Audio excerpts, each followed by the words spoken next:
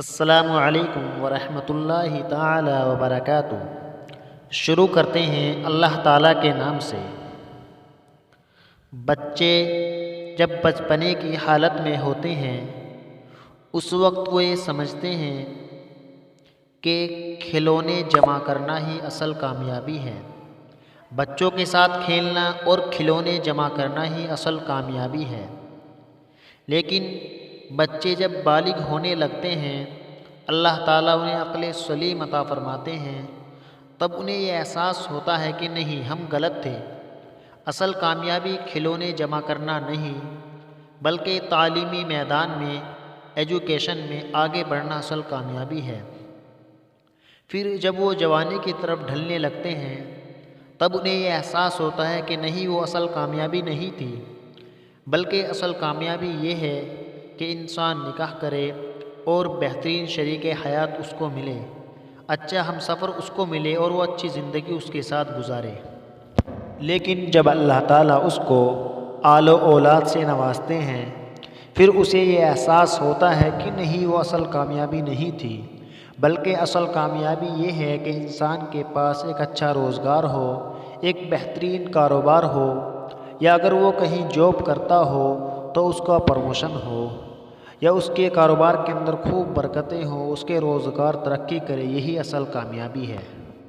لیکن جب اللہ تعالیٰ اس انسان کو اور عمر سے نوازتے ہیں، اس کو اور زندگی عطا فرماتے ہیں، اپنی عمر کے حصے کو گزارتا چلا جاتا ہے، جوانی ڈھلنے لگتی ہے،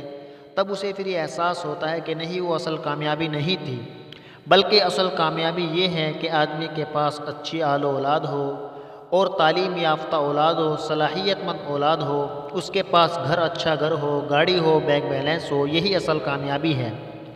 لیکن جب اللہ تعالیٰ اسے اور عمر سے نوازتے ہیں پھر وہ اپنی عمر کو اور گزارتا ہے، جب وہ بڑھاپے میں داخل ہونے لگتا ہے تب اسے احساس ہوتا ہے کہ نہیں، وہ اصل کامیابی نہیں تھی، بلکہ اصل کامیابی یہ ہے کہ انسان بیماریوں سے بچا رہے اور جسمانی اور دماغی تندرستی اس کی برقرار رہے۔ جب انسان دوسروں کو دیکھتا ہے کہ وہ اسپتالوں میں ایڈمٹ ہیں یا وہ اپنے جسم کے کسی حصے کی بیماری میں مبتلا ہیں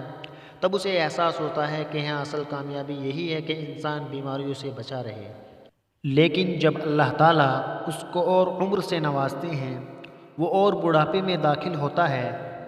وہ بالکل اپنے بڑھاپے کی لاسٹ اسٹیج کو پہنچ جاتا ہے، یعنی اس کی موت کا وقت بالکل قریب آ جاتا ہے، تب اسے یہ احساس ہوتا ہے کہ نہیں، یہ کچھ کامیابی نہیں تھی،